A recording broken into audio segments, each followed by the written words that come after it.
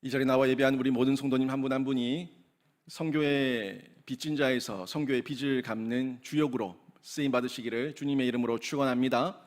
오늘 계속 비가 왔잖아요. 요사이 비가 오는데 오늘도 비가 예배 시간이 다가오면 좀 그칠 줄 알았는데 계속 오더라고요. 그래서 비 오는 하늘을 보면서 문득 음이 생각이 나는데, 가사가 생각이 나는데, 이 노래 세상 노래더라고. 그래가지고 얼른 가사를 개사했죠 제가. 비가 내리고 찬송이 흐르니 난 주님을 생각해요. 얼른 개사해서 저희 아내한테 그렇게 읊조렸더니 저희 아내가 모를 줄 알았는데 그거 그 세상 노래 아니냐고 바로 알아맞추더라고요. 해가지고 그게 개사했잖아.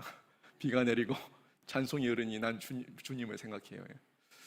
그러면서 마음에 한편으로 이렇게 우리 성도들 또 비 온다고 오늘 금요기도 폭풍 집회에 안 나올 건수 하나 잡았다, 이런 생각이 들더라고요. 또 비 오니까 안 오고 바쁘니까 안 오고 피곤하니까 안 오고 안 나올 이유가 너무 많은데 오늘은 또 비가 이게 폭우처럼 쏟아지니까 안 나와야 돼.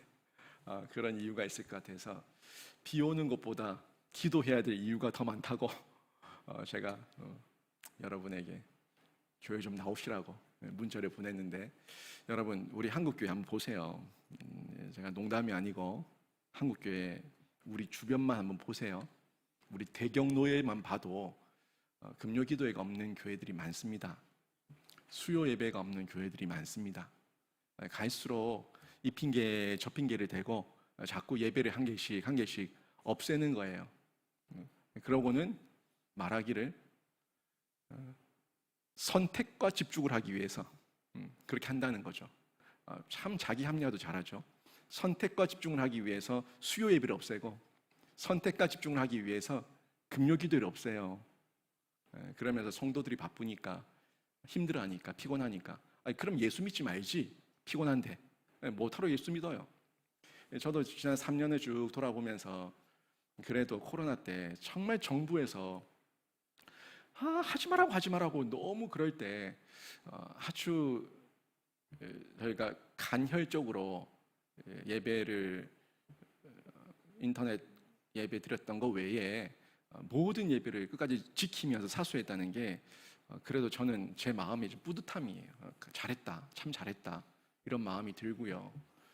또 한동안 코로나 중에 교회를 떠났다가 돌아오신 분들이 이제 민망하잖아요. 결국에는 감기인데, 코로나가 감기로 다 끝나버렸는데 우리가 그 3년 동안 못한 건가?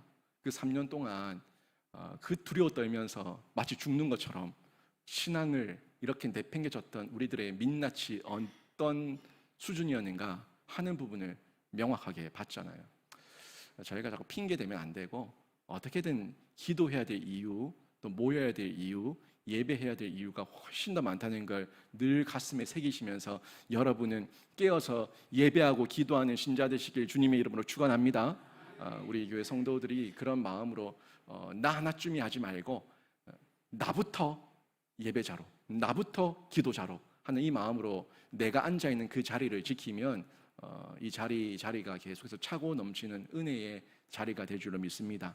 오늘 비가 많이 오지만 이 내리는 비만큼 하나님께서 우리에게 은혜의 비도 내려주시고 은혜의 강물 가운데 저희가 함께 적심받는 그런 귀한 예배 시간 될 줄로 믿고, 또 말씀 듣는 중에 여러분 아멘으로 받으셔서 우리 개인과 가정과 교회가 선교의 지경을 더욱더 넓혀가시기를 주님의 이름으로 축원합니다. 오늘 말씀 보면 사도 바울의 어떤 선교적 사명에 대한 각오예요. 사실 이 각오대로 살았어요. 바울은 각오대로 살아서 하나님 앞에 칭찬받았던 선교사인데, 오늘 본문 한번 더 보시면 내가 달려갈 길, 우리 인생의 길이죠. 주 예수께 받은 사명, 나의 정체성이에요. 인생의 길을 그냥 걸어가는 게 아니라 사명 가지고 걸어간다는 거예요. 그래서 하나님의 은혜의 복음을 증언하는 일을 마치려 한다. 내가 이 일을 내 평생에 그 사명을 다하려고 하는 데는 내가 조금 더 내 생명도 귀한 것으로 여기지 않는다라고 얘기하고 있어요. 우리는 사실 사는 중에 내 생명이 너무 귀하잖아요. 그래서 피곤하면 안 오고 잠 오면 안 오고 아프면 안 오고 하여튼 뭐든지 안 나올 이유가 너무 많은데 나의 생명조차 귀한 것으로 여기지 않고 내가 내 사명을 마치는 일에 기꺼이 뛰어가겠다, 달려가겠다는 이 고백은 목숨 건 선교에 대한 그 자신의 각오를 바울이 전하고 있는 거예요. 제가 지난달에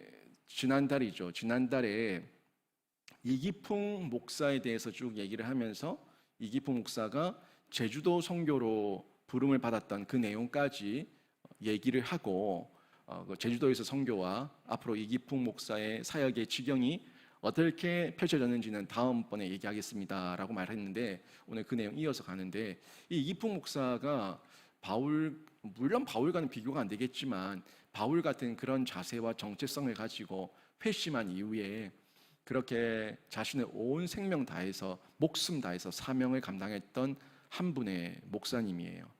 우리 장로교의 7인의 목사 가운데 1인이었고 최초의 선교사로 국내 선교사로 파송을 받아서 그 사명을 감당했던 이기풍 목사. 이분의 그 제주도 선교는 환영받는 선교 아니었습니다. 아주 대접받는 선교 아니었고요. 아주 척박했고 아주 여러 모양으로 어려움이 굉장히 많았습니다. 두루두루 하나하나 자신이 개척하며 그 선교의 지경을 전도의 지경을 넓혀가는데 큰 고생을 감당하게 되죠. 너무너무 큰 고생을 했어요. 그 폭풍을 만나서 배가 파손되고 겨우 목숨을 구해서 제주도에 오게 되고 이런 과정 가운데 뭐 가지고 있었던 짐들도 다 잃어버렸고 자신의 몸, 지치고 힘들고 피곤한 몸, 그 몸 뚱아리 하나 들고 제주도에 도착한 거예요. 와서 보니까 이 제주도의 이 문화와 풍습과 이 방언, 이 말이죠. 방언 이런 것들이 너무너무 자신의 내륙과 다른 거예요. 뭐 평양 사람인데 평양도 이 방언이 심한데 뭐 평양도 그렇고 강원도도 그렇고 충청도, 전라도, 경상도 우리나라마다 지역마다 방언이 다 있지 않습니까? 제주도는 더 심한 거예요. 거기다가 이 말이 안 통하니까 이 고생은 너무 큰 고생인 거죠. 아니 말이 통해야지 말을 주고받을 건데 이 사람들이 하는 말을 못 알아듣는 거예요. 거의 외국어 수준이야. 지금이야 네트워크 형성되고 교육기관들과 표준어에 대한 보급이 왕성해져서 서로 간의 대화가 제주도에 가서 안 되지 않죠. 그 사람도 표준어를 배우니까. 그런데 그런 문화적, 교육적 이 접촉이 없었던 그 시대 가운데 제주도는 너무 이 방언이라는 부분에서 큰 충돌이 있었다는 거죠. 거기다가 이 사람들은 섬 사람들이에요. 섬 사람들이다 보니까 미신을 숭배하는 사람들이 많아요. 그러니까 이 대구도 보면은 803 밑자락에 미신이 많이 퍼져 있지 않습니까? 부산 가면 부산도 바닷가이기 때문에 바닷가 곁에는 또 미신이 여러 가지 잡신들이 굉장히 많아요. 제주도는 완전 사면이 바다로 둘러싸여 있으니까 다 뱃사람들이고 해녀들이고 뭐 이러니까 거기에 따른 미신이 굉장히 심한 거예요. 그래서 자기가 이기풍 목사가 복음을 전하려고 해도 이 사람들은 이 복음을 안 받아들이는 거예요. 그러니까 예수를 전하면은 일단 거부도 하지만 자기는 믿는 신이 많다고 얘기하고 들으려고 하지도 않고 예수를 그냥 미신 중에 한 잡신으로 생각하는 거예요. 그러니까 굉장히 힘든 거죠. 뭐 말도 안 통하지, 자기가 말하는 걸 알아듣지도 못하지, 또 예수라고 얘기하면 도망가 버리지, 나는 일 없다고 얘기하지. 그러니까 이게 너무너무 힘든 거죠. 거기다가 예수 소리만 들어도 도망을 가요. 왜 이렇게 도망을 가는가 이게 살펴봤더니 그 또 역사적 이 어떤 흔적이 있는 거죠. 이 어떤 친절한 사람들에게 그래도 조금 자기 말을 알아듣고 복음을 전한답시고 예수 얘기를 하면은 크게 겁을 먹고 이상한 말을 하면서 막 뛰쳐나가 도망가 버리는 거예요. 하는 말을 들어봤더니 설러버려 야각이 끊어진 갱 하는 거예요. 설러버려 야각이 끊어진 갱 하면서 도망가 버리는 거예요. 도대체 무슨 말인지 모르는 거지. 여러분 압니까? 이 제주도풍 계세요? 설러버려 야각이 끊어진 게 이게 제주도 말이에요. 무슨 말인지 아십니까? 이기풍 목사가 이건 무슨 소리냐, 설레버려. 야각이 끊어진 게 무슨 말인가 싶어서 묻고 해서 알아보니까 그만둬라 내 목이 달아난다 이거예요. 그만둬라 내 목이 달아난다. 이 예수를 믿으러 가니까 하지 마라, 그런 말 하지 마라, 내 목 잘린다, 이 얘기예요. 이게 무슨 배경이냐면 대원군 때 천주교 박해가 심했지 않습니까? 그때 천주교 박해 때 예수 믿는다고 이 천주교에 대한 신교를 믿었던 사람들은 많이 끌려가서 목베임을 당했습니다. 그때 이 천주교를 단속할 때 제주도까지도 이 예수 금지령이 퍼진 거예요. 예수라는 단어 자체가 금지령이었어요. 그러다 보니까 물론 지금 대원군 시대는 아니죠. 대원군 시대는 아닌데 그 수십 년 전에 있었던 그 박해의 역사적 흔적이 이 제주도까지 왔었고, 그 흔적의 상처가, 그 충격이 아직까지도 이 제주도 사람들에게 있다 보니까 예수? 그 예수 믿으면 죽는다, 큰일 난다 라는 인식이 이 사람들한테 있는 거예요. 아니 안 그래도 믿을 잡신이 많은데 굳이 내가 예수신을 믿을 이유가 없잖아요. 그 위험 부담을 가지면서 그 사람들에게는. 그러니까 그만둬라 내 목 잘린다 이렇게 얘기하면서 도망을 다녔던 거예요.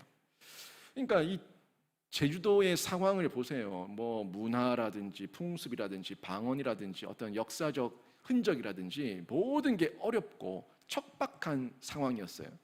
근데 이 곳에서 이기풍 목사가 제주도 선교를 감당하면서 이 사역을 하게 된 거죠.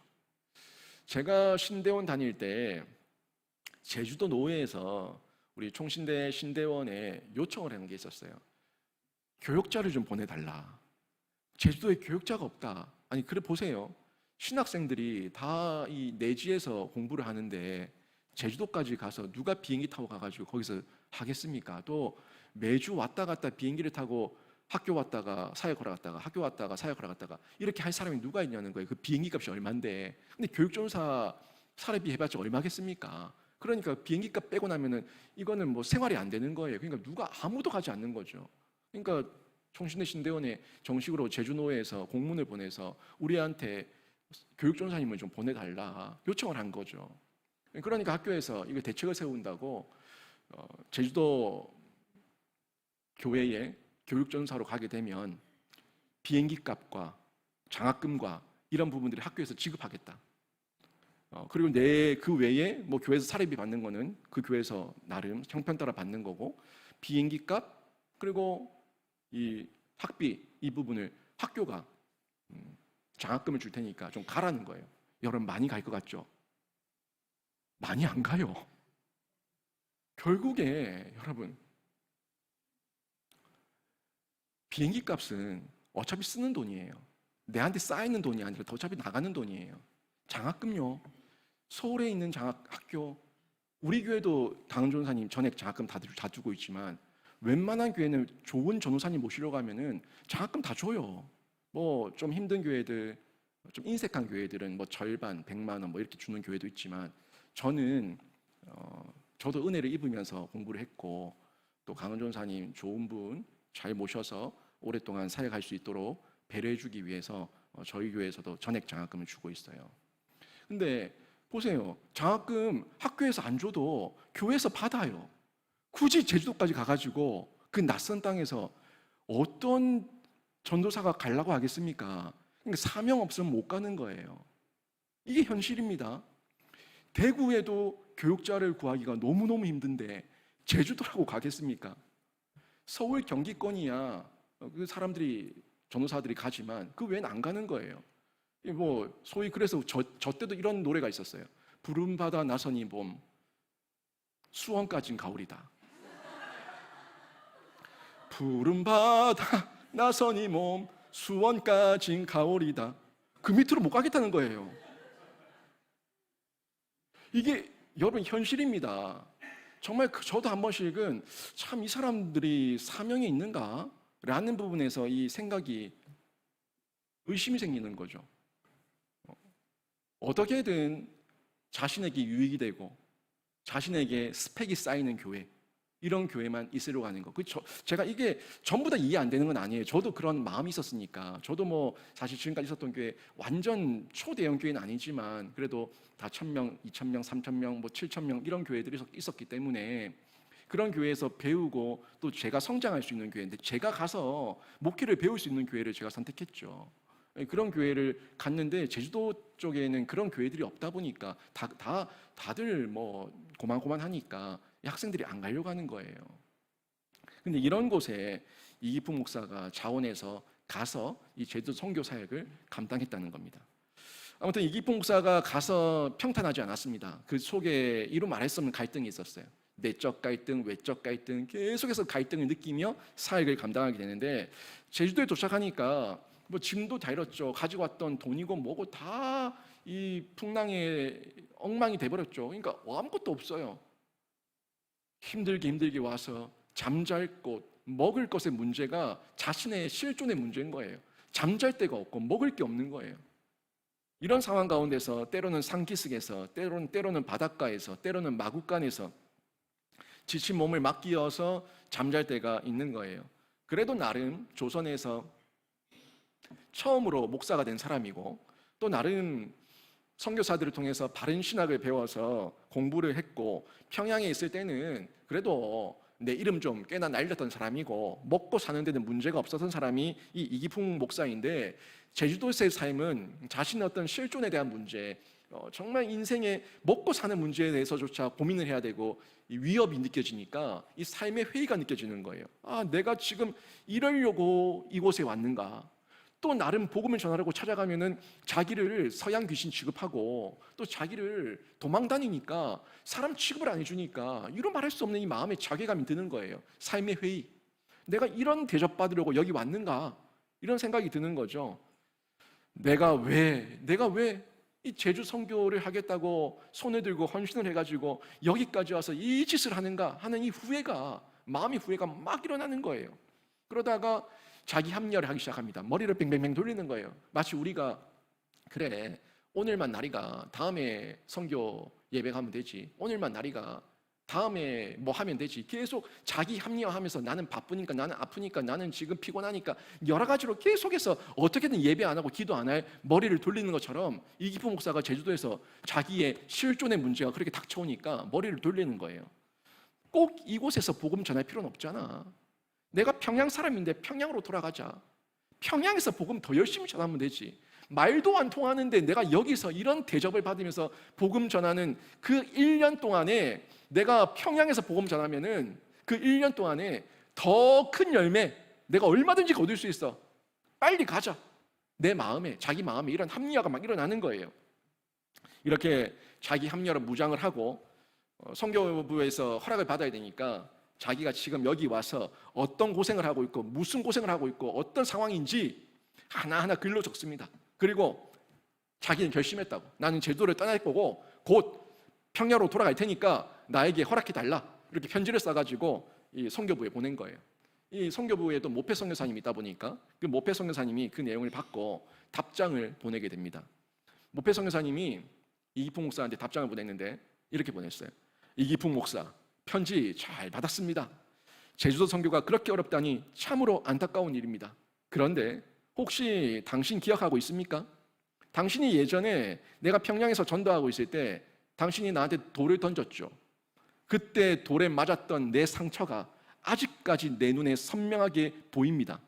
당신도 내 머리에, 내 이마에 있을 이 상처를 생각하면서 이 상처가 없어질 때까지 그곳에서 더욱더 고군분투하시기를 바랍니다. 이렇게 편지를 보낸 거예요. 이 이기풍 목사가 이 편지를 받고 나서 그 자리에 엎드려가지고 대성통곡을 합니다. 제주도를 못 떠나게 해서 대성통곡을 한 게 아니라 가만히 보니까 자기가 알았나? 이 모패 선교사가 또 자신한테 편지를 쓸지. 이 모패 선교사한테 편지를 딱 받고 나니까 자신이 지금 이 제주도 사람들한테 당하고 있는 이 고통이 자기가 평양에서 깡패짓 하고 있을 때 그 선교사들한테 몹쓸 짓을 했었던 그 모습과 똑같은 거예요. 내가 한 대로 돌려받네. 내가 모패 선교사, 그 서양 선교사들 괴롭혔던 거대로 내가 이 땅에서 그 서양 귀신 취급받으면서 내가 똑같은 대접을 받고 있구나. 이게 생각이 난 거예요. 그리고 자기가 깽판을 치고 장대현 교회 다 때려 부수고 모패 선교사님한테 돌 던지고 했었던 그 모습들이 생각나면서 자신의 그 모습이 너무너무 생생하게 떠올라서 그 자리에 엎드려서 대성통곡하며 울었던 겁니다. 그랬던 자기가 지금 여기에 와서 선교를 하고 있다는 걸 생각하니까 바울의 고백처럼 제가 죄인 중에 괴수였습니다. 제가 죄인 중에 괴수였습니다. 이 고백이 바울의 고백이 아니라 자신의 고백인 거예요. 그리고 그렇게 사람들을 핍박하던 자신이 회개하고 목사가 되었다는 것도 하나님의 은혜고, 또 여기서 복음을 전할 수 있게 자기에게 사역지를 허락하신 것도 하나님의 은혜라는 걸 고백하게 된 거죠. 그리고 자기의 내면에 있었던 합리화, 자기 합리화를 발견한 겁니다. 한번 해보지도 않고 수고해보지도 않고 돌파해보지도 않고 복음 전하는 게 힘들고 어려우니까 금세 포기하고 자기 합리화하며 이 자리를 떠나려고 하고 있는 자기의 모습을 발견한 거예요. 그리고 제가 죄인 중에 괴수입니다, 이 고백을 하며 다시 복음 전하기 위해서 하나님께 기도하고 사방을 살피며 또 준비를 다시 하게 된 겁니다. 그러던 중에 상황은 그렇게 나아지지 않았어요. 상황은 그렇게 나아지지 않았는데 제대로 복음을 전할 기회가 자신에게 찾아왔습니다. 이때도 마찬가지였는데 먹는 게 시원찮고 그러다 보니까 허기진 배, 몸은 점점 축나고 있고, 그런데도 복음 전할 사람들을 찾아서 여기저기 헤매고 있는데 하루는 바닷가 근처에서 복음 전할 사람을 찾고 있었어요. 그러다가 해변을 걷는 중에 해변 위에서 자기가 그만 쓰러지고 말았어요. 빈혈이 심해서 쓰러져 버렸어요. 쓰러졌는데 이 쓰러진 이기풍 목사를 한 해녀가 발견을 하고 이기풍 목사를 자기의 집으로 데리고 가서 거기서 보살펴 주게 된 거예요. 물론 이 해녀가 아주 넉넉한 사람은 아닙니다. 지금도 그렇지만 과거도 마찬가지죠. 해녀 하시는 분들, 그런 분들, 아주 부자라서 하는 사람 누가 있겠습니까?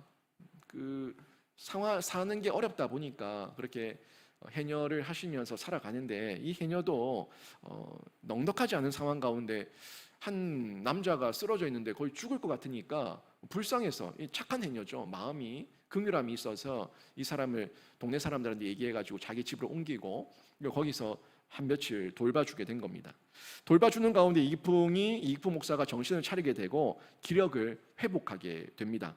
그리고 그곳에 머무는 동안에 그 해녀와 대화라는 시간이 많아졌죠. 이런저런 인생 이야기, 자신은 누구고 이런저런 이야기를 나누는 가운데 그 해녀에게 아주 필사적으로 자신이 가지고 있는 온 마음과 진심을 다해서 복음을 전하게 됐고, 그 해녀가 그 제주도에서 첫 번째 이기풍 목사가 전도한 성도가 된 거예요. 이때부터 이기풍 목사가 힘을 얻게 되고 용기를 얻게 됩니다. 여러분, 전도도 마찬가지인데요. 전도를 한번 해서 한 사람이 주께로 돌아오고 한 사람이 예수를 믿게 되면은 그 전도한 사람이 힘을 얻어요. 용기를 얻어요. 이 안에 담력과 하면 된다, 할 수 있다라는 자신감을 얻게 됩니다. 목사도 마찬가지인데요. 설교를 하는 중에 은혜를 끼치고 또 은혜를 받았다는 그분들의 고백과 또 성도들의 삶이 바뀌는 모습을 보게 되면 목사가 굉장히 큰 힘을 얻어요. 교만해지는 게 아니라 하나님께서 나를 쓰시고 있다는 그 믿음과 그 확신이 그 목사에게 이루 말할 수 없는 큰 위로가 되고 용기가 되는 거죠. 담력이 되는 거예요. 마찬가지로 이기풍 목사가 그렇게 외면당하고 거절당하고 있던 중에 한 영혼이 주께로 돌아왔다는 이 사실에 너무 큰 힘을 얻어가지고 더욱더 전도할 수 있는 기회와 이 전략들을 구사하면서 찾아보게 된 거예요. 근데 이 해녀를 통해서 들었던 정보가 이렇게 전도하지 말고 사람들을 찾아가라, 가서 도와주면서 이렇게 관계 맺으면서 전도를 해봐라 하는 이런 조언을 듣게 되고, 그 방법이 뭔지 고민하는 중에 밭농사, 제주도라서 어민과 해녀만 있는 게 아니라 거기에도 밭이 있거든요. 밭농사를 하는 곳들이 많아요. 근데 다 어민 쪽으로 많이 빠지고 해녀 쪽으로 많이 빠지고 그러다 보니까 이 제주도에 밭농사를 하는데 늘 일손이 부족한 걸 이기품 목사가 발견하게 된 거예요. 특히 남자들, 이 남자들의 일손이 아주 극심하게 부족하다는 걸 알게 되고, 그때부터 이기품 목사가 팔을 걷고 바지를 걷고 밭에 뛰어든 거예요. 밭에 뛰어들어서 아무도 모릅니다. 누군지 모르지만 일손 부족하냐? 내가 좀 도와주겠다 라고 얘기하면서 밭에 뛰어든 거예요. 아니, 일손이 부족한데 젊은 사람이 와서 밭농사를 도와주겠다고 하니까 이 제주 사람들이 좋아하죠. 당연히 와서 도와달라고 하는 거예요. 가서 바라는 것도 없고 뭐 요구하는 것도 없고 거기서 며칠씩 묵으면서 함께 그 일을 도와주니까 이 제주 사람들이 너무너무 좋아하는 거, 환영하는 거죠. 근데 거기서 먹고 마시고 자고 일하면서 뭐 하겠습니까? 계속해서 손은 일하지만 입은 뭐 해요? 입은 복음을 전하는 거예요. 이 복음을 전하는 중에 관계를 맺고 그들에게 복음을 전하는 가운데 한 명 한 명 예수라는 사람을 듣게 되는 거죠. 아니, 예수 설레버레 야간기 뭐 달아난게 목 달아난다 뭐 그런 얘기 하기 전에 이 사람이 지금 자신에게 필요한 일을 하고 있고 관계가 되니까 점점 관계가 맺혀지니까 그 사람 얘기를 듣게 되는 거예요. 그러면서 관계 전도를 통해서 점점 선교, 전도의 지경이 넓혀지게 된 겁니다. 그 가운데 한 명 한 명 주께로 돌아오는 영혼들이 많아지다 보니까 이기품 목사의 제주도 선교가 아주 눈코뜰 새 없이 바쁠 지경에 이르게 된 거예요. 또 어떤 날은 제주도에 큰 홍수가 났는데 급류에 휩쓸려서 떠내려가는 이웃이 있었어요. 급류에 휩쓸려서 떠내려가는 이웃을 목숨을 걸고 뛰어들어서 그 5명의 이웃을 구해주는 어떤 사건도 있었습니다.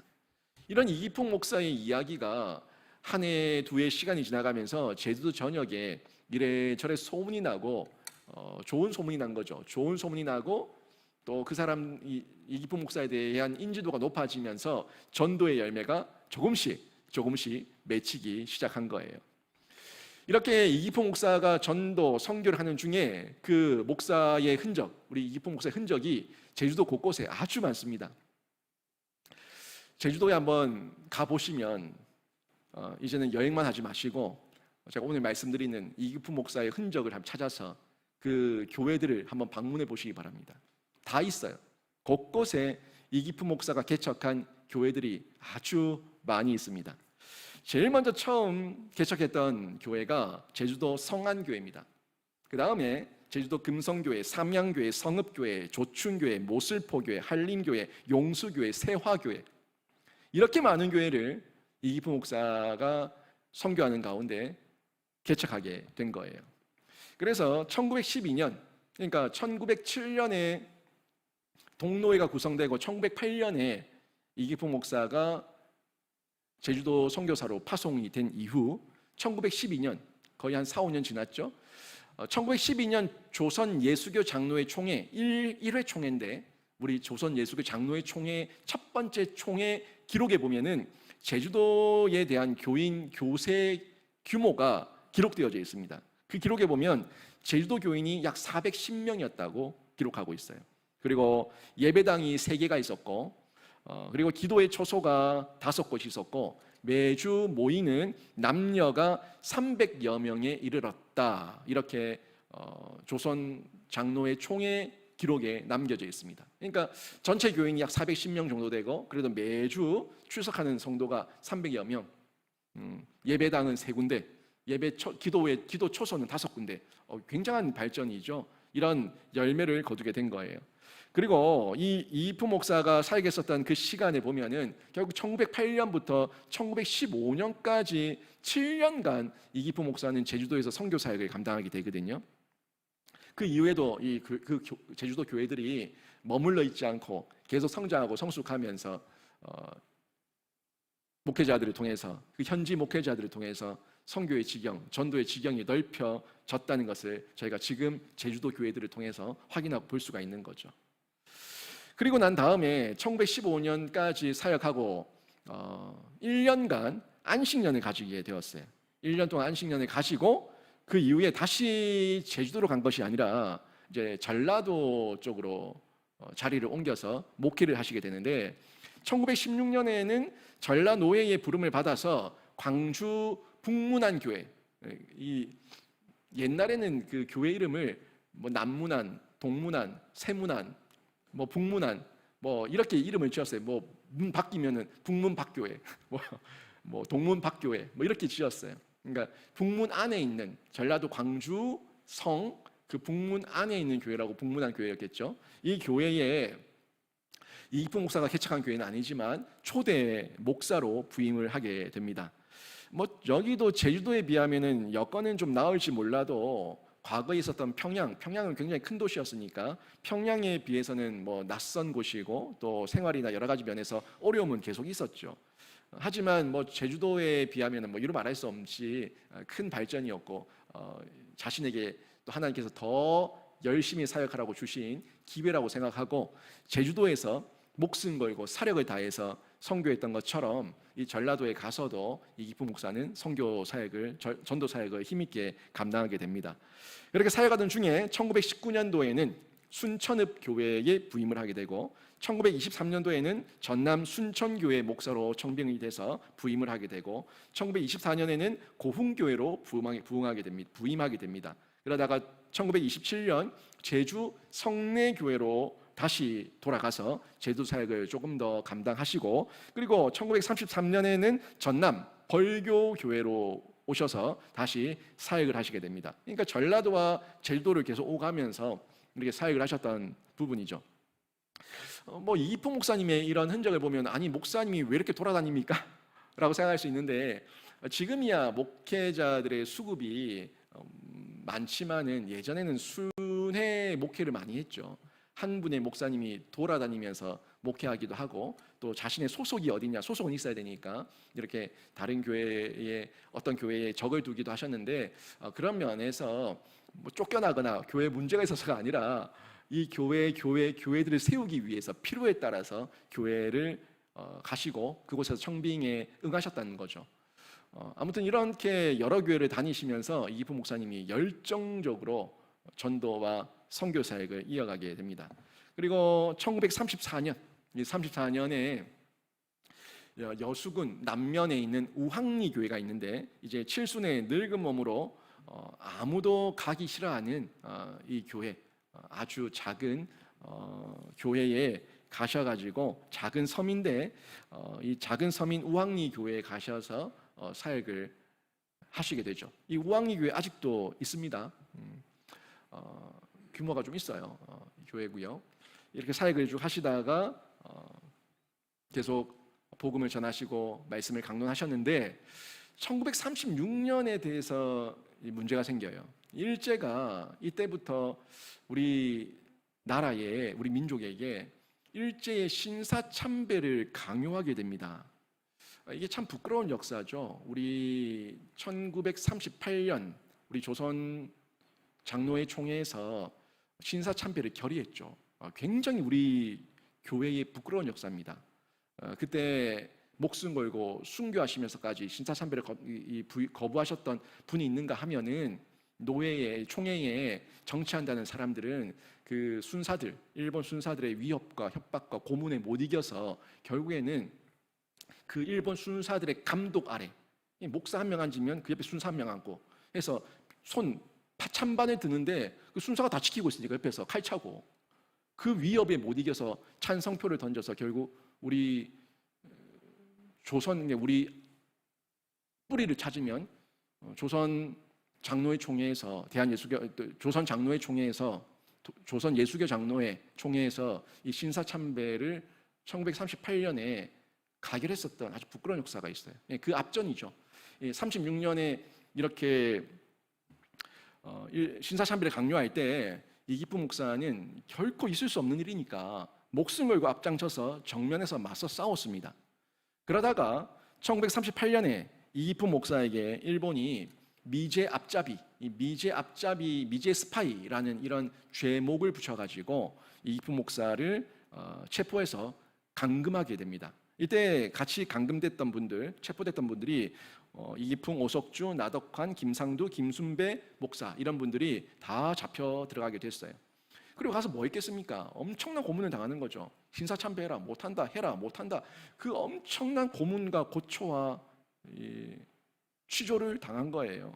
젊은 사람도 견디기 힘든 그 고문을 70이 넘은 나이에 잡혀가서 그 고문을 당했으니까 몸이 성하겠습니까? 그렇게 고문을 당하다가 광주 형무소로 압송되기 전에 이제 거의 뭐 생명이 위협받을 정도의 상황에서 쓰러지셨고 다행히 병보석으로 뭐 일제도 뭐 죽을 사람 데리고 있어봤자 아무 의미 없으니까 자기들이 죽였다고 괜히 민심만 더 나빠지니까 병보석으로 출감시키게 되고요. 다시 우왕리 교회, 자신이 있었던 우왕리 교회로 돌아오게 됩니다.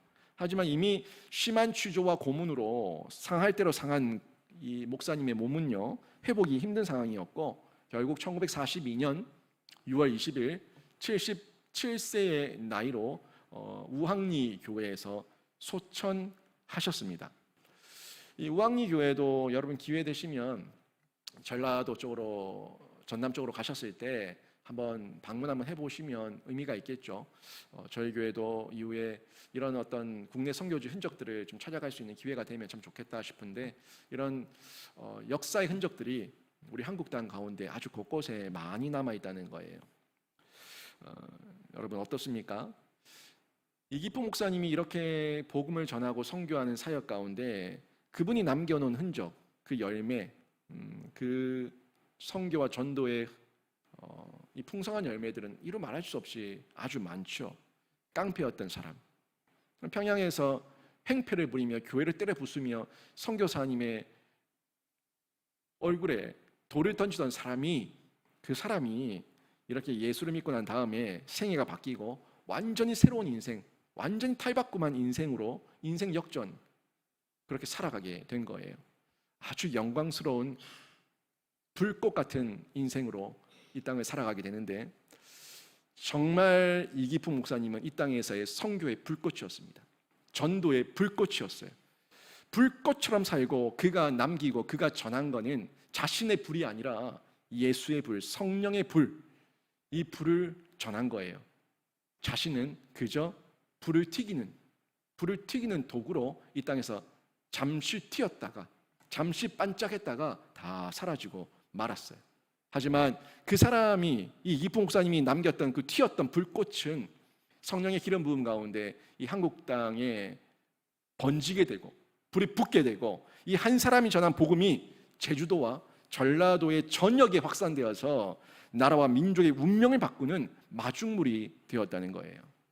여러분, 경상도 사람들이 전라도 사람 별로 안 좋아하잖아요. 전라도 사람도 경상도 사람 별로 안 좋아하는데, 이건 다 정치적으로 만들어낸 이념 싸움 때문에 생긴 거 아닙니까? 근데 우리가 전라도, 경상도 이거 나눌 게 아니라 우리 모두는요, 전라도에 있든 경상도에 있든 예수 믿는 사람은 그런 정치적 이념 때문에 놀아나지 말고 성경적 가치관, 성경적 세계관으로 보면은 동일한 말, 동일한 마음으로 동일한 기도를 드릴 수 있는 줄로 믿습니다. 이 진짜예요. 여러분, 전라도에 있든 경상도에 있든 동성 결혼 합법화는 안 됩니다. 하나님의 창조 질서가 망가지고 파괴하는 거니까. 근데 동성 결혼을 추진하는 정당은 어떤 정당인지 알죠? 이게 정당을 따라서 얘기할 게 아니라 우리는 성경적 가치 안에서 얘기해야 되는 거예요. 전라도에서도 반대하지 않습니까? 그 사람들이 어떤 핏줄이 다른 게 아니라 정치적 이념 가운데 우리가 놀아나는 거고, 우리는 성경적 가치 안에서 성경적으로 생각하고 성경적으로 말하면 뭐가 옳은지 그른지, 선과 악이 구분되는 줄로 믿습니다. 이기포 목사님 평양 사람이에요. 평양 사람인데 제주도에서, 평양 사람인데 전라도에서 아무런 연고가 없어요. 그런데도 예수 생명, 복음 하나 가지고 그곳에서 예수의 씨를, 예수의 생명을 하나를 미리 대서 심었기 때문에 이런 놀라운 열매를 맺게 됐는데, 저희가 어떤 사람을 만나든 어떤 지역에서 어떤 환경 가운데서 있든지 우리도 동일하게 예수만 전하면 그 예수의 씨는 우리 하나님께서 자라게 하시고 열매 맺게 하실 줄로 믿습니다. 결국 저희가 이런 나라였죠. 이런 연약하고 이런 어려움 가운데 해외 선교사님들을 통해서 복음이 전해지고, 또 현지 우리 조선인들을 통해서 또 선교가 일어나게 되고 전도하게 되고 목회자가 세워지게 되고 이런 환경 가운데 있었는데, 이제는 선교의 빚진 나라에서 선교를 갚는 나라로 저희가 바뀌게 됩니다. 굉장한 성장이죠.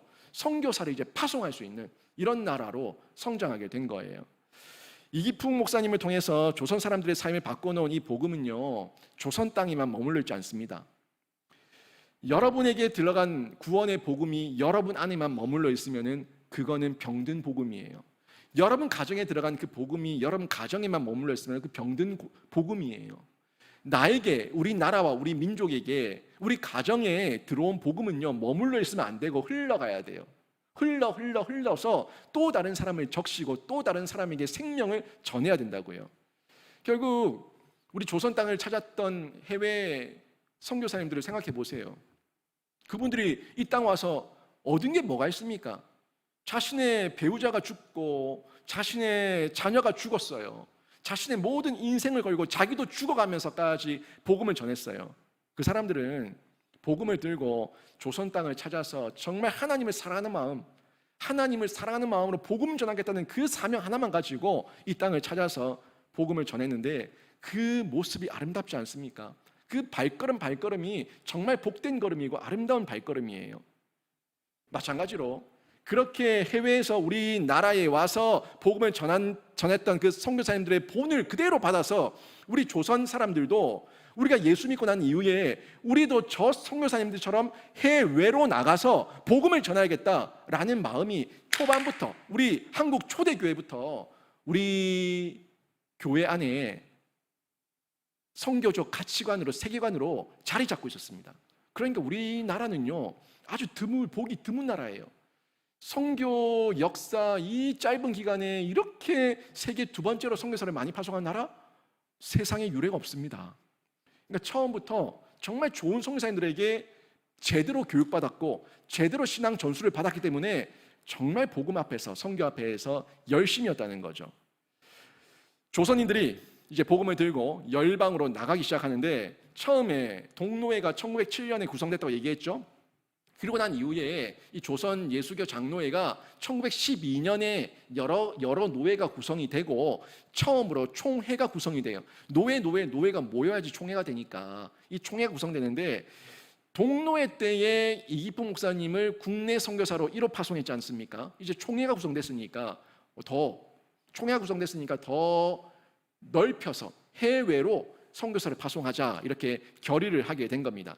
해외 선교사를 파송하기로 결의를 하고, 제일 먼저 선교사를 파송한 나라가 어디냐면 그 중국 땅으로 선교사를 파송하기로 결의가 된 거예요. 그 중국에서 산동성이라는 곳으로 선교사님을 파송하기로 했는데, 이 산동성은 중국에서 아주 유서가 깊은 곳이죠. 이 산동성은 중국 문화의 발생지기도 하고요, 공자, 맹자의 출생지기도 합니다. 그러니까 산동성이라고 하면 그 사람들은 자기들이 유교의 어떤 문화권, 우리 중국의 문화에 있어서 아주 학식 있고 고품 있고 품격 있는 그런 성이라고 자부심이 굉장히 대단한 성이 산동성이에요.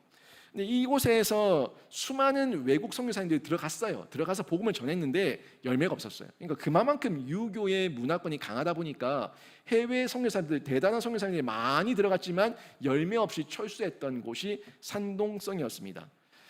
이런 곳에 조선이 총회를 구성하고 난 다음에 선교사님을 파송하게 되는데, 처음 파송했던 세 분의 선교사님이 있었어요. 박태로, 김영훈, 사병순 선교사를 중국 산동성으로 조선이, 우리나라가 처음으로 선교사를 파송하게 됩니다. 이후에 또 1917년 9월 1일에 6차 총회에서 또 2명의 선교사님을 더 파송하게 되죠. 중국으로 방효원 선교사, 홍승한 선교사를 파송하게 됩니다. 그리고 1931년도에는 여전도회가 구성이 되고, 그 여전도에서 최초로 여성 선교사를 파송하게 되는데, 우리 한국의 첫 번째 1호 여자 선교사예요. 김순호 선교사를 파송하게 됩니다. 그리고 1937년 5월 7일에는 방질 선교사를 또 중국으로 파송하게 되는데, 이때까지는 이 중국 땅이 워낙 큰 땅이다 보니까 해외 여러 곳으로 보낸다기보다는 중국으로 계속 선교사를 보내면서 중국 가운데 선교의 불모지였던 곳들, 그런 성들을 중심적으로 사역을 감당하게 됐습니다. 아무튼 방지일 선교사님이 한참 중국에서 선교하고 있을 때, 그때 중국이 공산화가 돼요. 공산화가 되면서 결국 그 나라에 들어와 있었던 해외 선교사님들, 우리 조선 선교사님들, 엄청난 선교사님들 약 5,000명의 선교사들이 다 공산당에 의해서 추방당하게 됩니다. 한동안 그 이후에 중국이 이제 봉쇄되고 선교를 못하는 나라가 된 이후에 저희가 중국 선교에 대해서는 다 X국 또는 C국 이런 식으로 보안명을 쓰고, 우리 강충성 선교사님, 강수환 선교사님이신데 강충성이라는 이름을 쓴 것도 그때부터지 않습니까? 자신의 가명을 쓰게 되고, 보안명이죠, 이름을 쓰게 되면서 신분을 가리면서 선교를 지금까지도 하는 이런 지경에 이르게 된 거예요. 그러니까 지금 여기 보냈던 선교사님들은 중국이 선교에 대해서 열려 있을 때, 해외에서 얼마든지 선교할 수 있을 때 선교를 했던 부분이고, 방지일 선교사님 때 이후로 공산화되면서 다 철수하게 되는, 추방당하게 되는 이런 역사를 중국이 가지고 있다는 것도 저희가 확인할 수가 있는 거죠. 여러분, 아무튼 이기풍 선교사님을 통해서 점점 복음이 확장되고, 또 해외 선교사님들을 통해서 계속해서 우리 조선 땅에 목회자들이 배출되고 선교사들이 배출되고, 또 총회가 구성이 되고, 점점 이 교회의 틀, 조직, 교회의 사명, 본질을 갖춰갈 수 있었던 것, 이거 다 그 선교의 다리가 되신 분들, 선교의 주역이 되신 분들의 헌신과 수고가 있었기 때문에 여기까지 올 수가 있었던 거예요. 복음의 빚진 나라였죠. 이 복음의 빚진 나라가 이제는 복음의 빚을 갚는 나라, 복음의 빚을 갚아서 복음을 다시 흘려보내는 나라로 성장하게 된 건데, 해외 선교사님들의 피와 땀, 여러분 정말 잊지 마십시오. 이 선교사님들의 피와 땀이 있었기 때문에 여기까지 올 수 있었던 거예요. 그분들의 헌신과 수고는 이루 말할 수 없습니다. 자신의 조국 그 이상으로 이 조선 땅을 사랑하고 조선 국민들을 사랑하고, 사랑과 헌신으로 자신의 생명과 자신의 자녀들까지 이 땅에 묻으면서 복음을 전했다는 거 여러분 잊지 마십시오. 저희가 그렇게 선교의 큰 빚을, 사랑의 큰 빚을 졌습니다. 그리고 이 구원의 은혜를 입었던 초대 한국교회 그리스도인들, 우리의 선조들, 이분들이 자기만 복음 받아서 천국 백성 되었다고 만족하지 않고, 내가 천국 백성 되었으니까 나도 또 다른 천국 백성을 삼아야겠다, 다른 사람에게 흘려보내야겠다, 이 마음을 가지고 그분들이 이기풍 목사처럼 자신의 생명을 다해서 뛰어든 거예요. 그렇게 뛰어들었기 때문에 그들이 한국 선교의 주역이 됐고 지금의 한국 교회를 이룰 수가 있었습니다. 그분들의 발판입니다. 그분들의 발판, 그분들의 터전, 그분들의 땀, 그분들의 피, 그분들의 헌신을 딛고 지금 한국 교회가 이렇게 부흥성장할 수 있었다는 것을 저희가 잊어서는 안 됩니다. 오늘 봤었던 본문 사도행전 20장 24절 말씀처럼 바울의 이 고백이 우리의 고백이어야 되는 거예요. 예수께 받은 사명, 그 은혜의 복음을 증언하는 일에 나의 생명, 이 생명조차도 귀한 것으로 여기지 않는 이 믿음이 우리 선조들의 신앙이었고, 이게 우리 한국교회에 계속 흘러왔기 때문에 이제는 우리 차례입니다. 우리 차례. 우리가 이 사명 가지고 선교를 계속해서 감당하면은, 사명을 이어가면은 다시금 한국교회의 새로운 새바람, 성령의 새바람, 전도의 새바람, 부흥의 역사가 또다시 일어나게 될 줄로 믿습니다. 지금 침체되어 있는 것 같고 소망이 없는 것 같고 희망이 없는 것 같지만 포기하지 마시고, 이 선교의 정체성, 바울의 정체성, 이 사도행전 20장 24절 말씀을 저희가 가슴에 새기고, 받은 사명이니까, 예수께 받은 사명이니까 이 은혜의 복음 증언하는 일에 나의 생명조차 귀한 것으로 여기지 않겠다는 그 각오를 가지고 평생 선교의 현장 가운데 여러분 뛰어드시기를 바랍니다. 한 번 잠시 반짝하는 선교가 아니라 내가 있는 일상의 터전, 또 내가 의도적으로 찾아간 일상의 터전, 그 모든 터전에서 평생 선교하고 전도하는 개인과 가정과 교회가 되셔서 여러분 모두가 하나님께 칭찬받는 생명사역자 되시기를 주님의 이름으로 축원합니다. 아멘.